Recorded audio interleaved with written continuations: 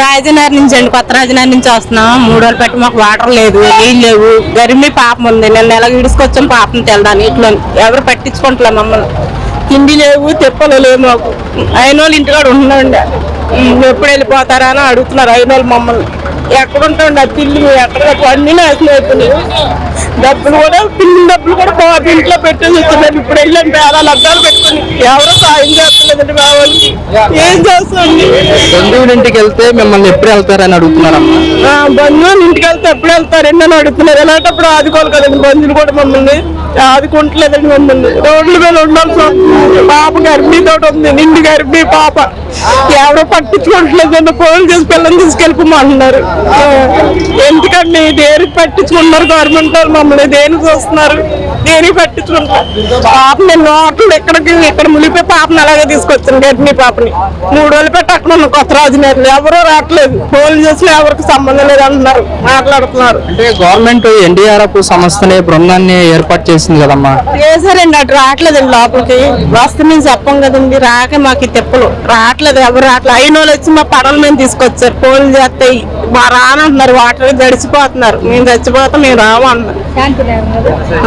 రాజనగర్ కొత్త రాజనగర్ మొత్తం ఇక్కడికి వచ్చి నేను ఇంట్లో కూడా ఇప్పుడు డబ్బుల గురించి వెళ్ళాను. డబ్బులు కూడా దేనికి పనికిరావు నాకు. బాబు పెన్షన్ డబ్బులు తెచ్చుకుందామని వెళ్ళాం. పట్టుకొట్టలతో ఉన్నాం పిల్లలు మేము. కొంతమంది బట్టలు లేవు, అయిన వాళ్ళు ఒక్కొక్క చీరత్త కట్టుకున్నాం ఇవాళ. ఆ డబ్బులకైనా వెళ్తే ఇంకెళ్ళకపోయింది లోపలికి, ఇక్కడికి వచ్చేస్తున్నాను.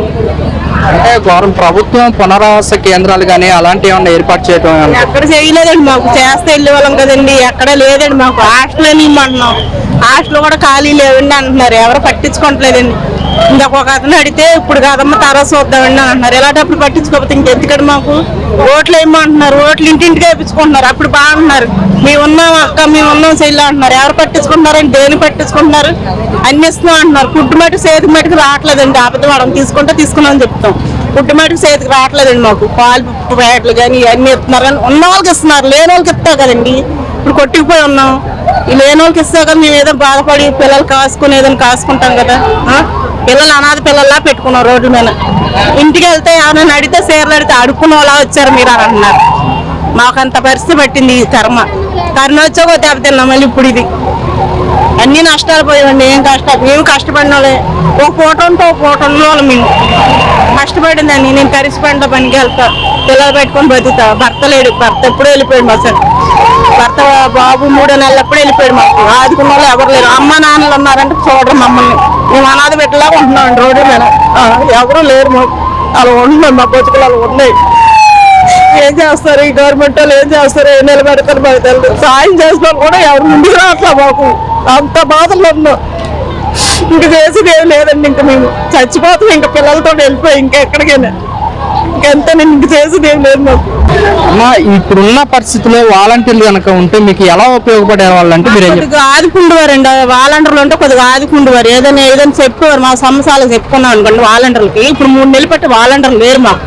లేక ఏం చెప్పుకోలేకపోతున్నాం. సచివాలయంలో మా సంబంధం లేదంటున్నారు. ఏది అడిగినా మీరు వాలంటీర్లు ఫోన్ చేయండి అంటే వాలంటీర్లు స్విచ్లు కట్టేశారు. వాలంటీర్లు మానేశారు. దేనికి మానేశారు మాకు తెలదండి. ఏది అడగాలని మేము వెళ్ళకపోతున్నాం. గట్టిగా సచివాలయంకి వెళ్ళకపోతున్నాం, గట్టిగా అడగలేకపోతున్నాం. వెళ్తే గసుకుంటున్నారు మేడాలు గట్ట. మీకేంటంటే సమాధానం చెప్పాలి, బయటకు వెళ్ళని అంటున్నారు ఏదో అడిగినా. పిలిచిన కూడా అక్కడికి వెళ్ళాల్సి వస్తుంది. సచివాలయంకి వెళ్తే కానీ గంటలు ఎత్తలే మాకు. ఉంచాలి బాబుకి మాటలు రా. మా బాబుకి ఆ పిల్లాడికి వచ్చినాయి అలా ఇంట్లో గడుపుకుంటాను. ఆ పిల్లాడి డబ్బులు నేను పనికి వెళ్ళి నాకు ఎంత 300 ఎంత వస్తాయండి. పొద్దు నుంచి సాయంత్రం దాకా చేసుకుంటాను. 10 అయిపోతుంది నేను వచ్చిన. పిల్లలు పెట్టుకోవాలి కదండి.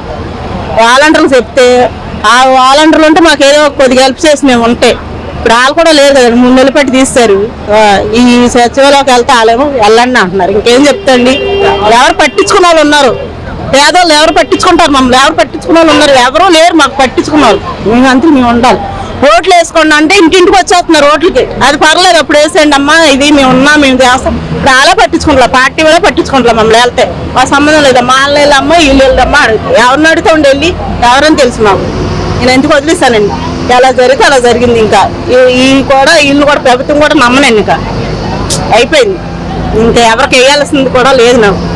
ఏదో కొద్దిగా దయచేసి మా ఇంటిగా చూస్తే మా పిల్లలు మమ్మల్ని కొద్దిగా ఆదుకున్న దేవుడు వస్తే మమ్మల్ని కొద్దిగా ఆదుకుంటాడండి. ఈ ఆపదలో కొద్దిగా అది నేను కోరుకుంటున్నాను. ఆ కన్నీరు వాళ్ళకి అర్థమవుతుంది. నా కన్నీరు ఒక తల్లి కన్నీరు ఒకరికి అర్థమవుతుంది కదండి. వాళ్ళని దయచేసి కొద్దిగా సాయం చేసి పెట్టిన వాళ్ళు ఉంటే చూడండి. నేను అదే కోరుకుంటున్నాను మీకు అందరికీ.